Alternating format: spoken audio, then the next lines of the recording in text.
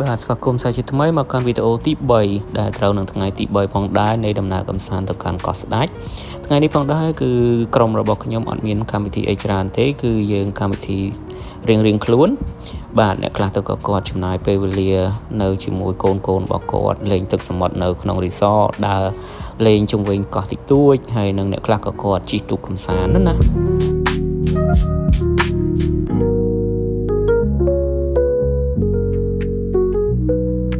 បាទសម្រាប់ខ្ញុំផងដែរខ្ញុំអត់បានជិះទូកស្ទូចត្រីទេដោយសារឲ្យខ្ញុំសកម្មភាពហ្នឹងគឺខ្ញុំធ្វើច្រើនលើកច្រើនសារហើយអញ្ចឹងថ្ងៃនេះគឺខ្ញុំគ្រាន់តែចំណាយពេលនៅរីសតជាមួយនឹងកូនស្រីរបស់ខ្ញុំហើយនឹងដើរលេងជិះម៉ូតូដើរលេងជុំវិញកោះតិចតួចណាបាទព្រឹកព្រលឹមហ្នឹងគឺពួកខ្ញុំមុននឹងទៅញ៉ាំអាហារពេលព្រឹកគឺឆ្លៀតពេលមកហែលទឹកសមុទ្រជីកាយលេងបន្ទាប់មកក៏ទឹកងូតអីហើយក៏នាំគ្នាធ្វើដំណើរទៅញ៉ាំអាហារពេលព្រឹកហើយអាហារពេលព្រឹកគឺគេផ្ដល់ជូននៅក្នុងកញ្ចប់ស្នាក់នៅហើយអាហារពេលព្រឹកគឺយើងត្រូវទៅញ៉ាំនៅរ៉េស្តូរ៉ង់នៅលើទឹកណាភោជនីយដ្ឋានគេនៅលើទឹកអញ្ចឹងយើងត្រូវដើរតាមស្ពានហ្នឹងឆ្លងកាត់បន្ទប់ដែលនៅលើទឹកហ្នឹងដើម្បីទៅញ៉ាំអាហារពេលព្រឹក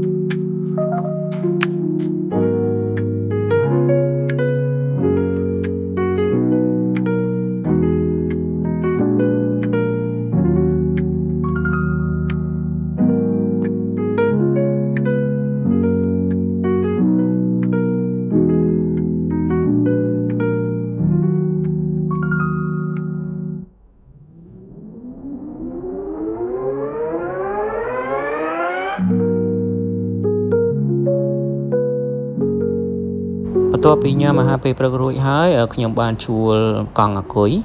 ដើម្បីជិះដើរលេងនៅលើកោះណាកោះស្ដេចក៏ពិតទៅទូចមែនទែនបងប្អូនទាំងអស់គ្នាយើងដើរក៏បានដែរក៏ប៉ុន្តែខ្ញុំជិះម៉ូតូអាគុយហ្នឹងគឺយើងជួល1ម៉ោង10000ហើយនេះគឺជា Resort Mad Monkey សម្រាប់ Resort នេះផងដែរគឺគេអត់អនុញ្ញាតឲ្យក្មេងក្រោមអាយុ18ឆ្នាំចូលទេគឺបានតែមនុស្សធំចាប់ពី18ឆ្នាំទៅគេឲ្យចូលបើយើងមានក្មេងតូចចូលទៅគឺយើងត្រូវផ្ញើក្មេងនៅសន្តិសុខហើយនឹងមនុស្សធំអាចដើរចូលទៅលេងបានណាហើយយើងអត់មានទិញសម្បត្តិចូលទេគឺយើងអាចដើរចូលទៅលេងបានធម្មតាហើយយើងចង់ទិញភេសជ្ជៈអាហារអីញ៉ាំនៅក្នុងហ្នឹងក៏បានដែរអត់បញ្ហាទេបើសិនជាករណីភ្ញៀវរបស់គេអត់សូវច្រើនណា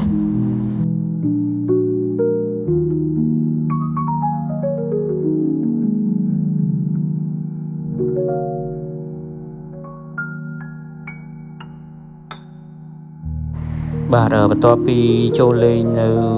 Resort Mad Monkey នឹងរួចខ្ញុំក៏បានជិះម៉ូតូអាគុយបន្តដំណើរទៅក្នុងភូមិយើងឆ្លងកាត់ភូមិផ្សាររបស់ប្រជាជននៅក្នុងនឹងយើងឃើញគាត់មានលក់ដូរម្ហូបអាហារជាច្រើនហើយទាក់ផ្លូវក៏មិនជាធំដែរដូចអ្នកទាំងអស់គ្នាឃើញអញ្ចឹងគឺយើងជិះម៉ូតូអាគុយតាមភូមិនឹងទៅនេះពួកខ្ញុំជិះទៅដល់ចុងផែណាចុងភូមិហើយទៅដល់ផែហ្នឹងគឺពួកខ្ញុំទិញគ្រឿងសមុទ្រនៅហ្នឹងទៅពួកខ្ញុំទិញមានក្តាមមានបកាមានមឹកអញ្ចឹងហើយក៏ជួលគេឲ្យធ្វើម្ហូបធ្វើឆ្អិនរួចពួកខ្ញុំក៏យកម្ហូបទាំងអស់ហ្នឹងមកញ៉ាំនៅកន្លែងគេងសម្រាប់អាហារថ្ងៃត្រង់ណាហើយពួកខ្ញុំក៏អង្គុយឈៀលនៅមាត់សមុទ្រហ្នឹងមើលកូនលេងទឹកអញ្ចឹងទៅហើយដល់ល្ងាចបានពួកខ្ញុំញ៉ាំអាហារជុំគ្នាណាអញ្ចឹងក្នុងមួយថ្ងៃពេញហ្នឹងគឺពួកខ្ញុំអត់មានធ្វើអីច្រើនទេនៅលើកោះស្ដេចហ្នឹងដោយសារដំណើរកម្សាន្តនេះគឺយើងត្រូវលក្ខណៈគ្រួសារយើងចំណាយពេលជាមួយនឹងគ្រួសារឲ្យច្រើននៅមាត់សមុទ្រហ្នឹងណាហើយសម្រាប់អ្នកដែលគាត់ជិះទូកក៏គាត់ជិះទៅគាត់ប៉ុន្តែថ្ងៃដែលពួកខ្ញុំជិះទៅហ្នឹងអាកាសធាតុអត់សូវល្អដែរសម្រាប់អ្នកជិះទូកគាត់ភ័យខ្លះដែរហ្នឹងព្រោះមានភ្លៀងមានខ្យល់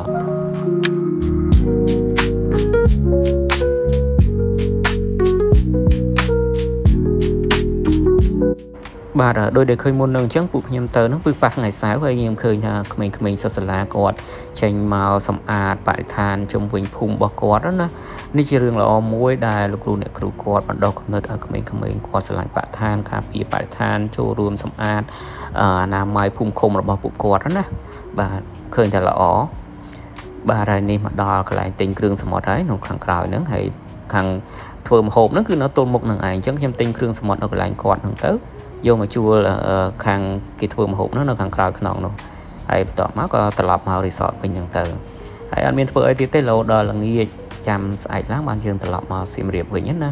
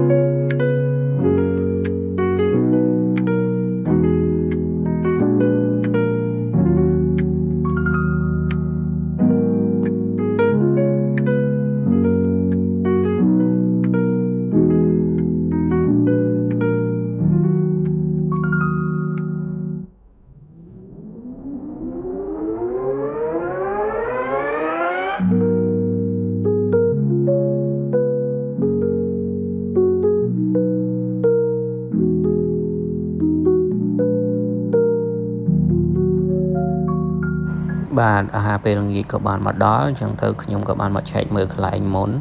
ហើយយើងញ៉ាំអាហារពេលល្ងាចជុំគ្នានៅកន្លែងនេះ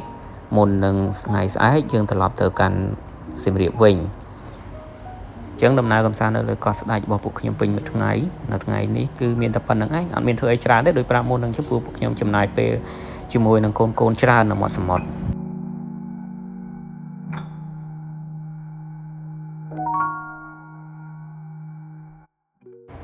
សម្រាប់ថ្ងៃចេញដំណើរមកសៀមរាបវិញពួកខ្ញុំត្រឡប់មកផ្លូវ48ហើយយើងឡើងផ្លូវលឿនហើយចេញតាមផ្លូវជាតិលេខ6ណាហើយក៏ឈៀងចូលឧដុង្គអញ្ចឹងរងចាំទស្សនាវីដេអូថ្ងៃទី4ដែលជាថ្ងៃចុងក្រោយនៃការត្រឡប់មកសៀមរាបវិញអរគុណបាយបាយ